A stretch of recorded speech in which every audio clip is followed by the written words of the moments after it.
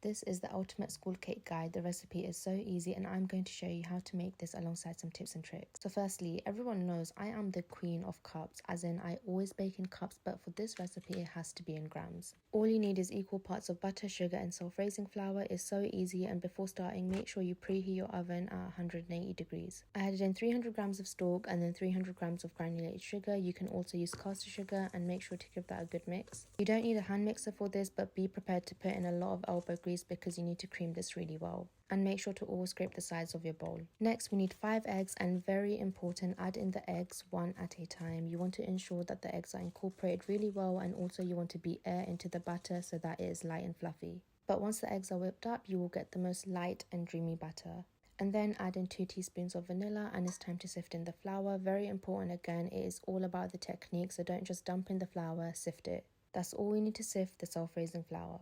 Mix gently with a spatula and then add in 2 tablespoons of milk and keep folding really slowly until everything is combined. You don't want to overmix this, as you want the cake to be soft and fluffy as possible. Now it's time to transfer the batter into the tin. This is a medium roaster pan size, 32.5 centimeters times 22.5 centimeters. Perfect for this certain recipe. I always oil my pan and then add some baking paper to the bottom to ensure the cake doesn't stick at all. Spread out the batter evenly, and you can also tap it on your working top to ensure everything is distributed. Bake in the oven at 180 degrees Celsius for 20 minutes. I use an electric fan oven. When you insert a fork in the middle of the cake, it should come out clean, and that's how you know it's done. Whilst the cake completely cools, it's time to make the icing. This is 500 grams of icing sugar. My icing sugar was so grainy, so I had to sift this, so make sure whatever icing sugar you are using has no grains at all.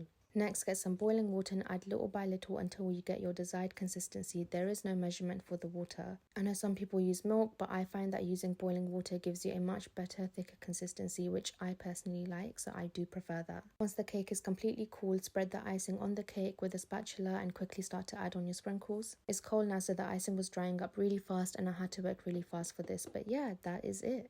As you can see, the cake is so light, moist, fluffy. I mean, it speaks for itself. Look how dreamy that is. I always prefer to serve it with some custard, and it's the best, so nostalgic.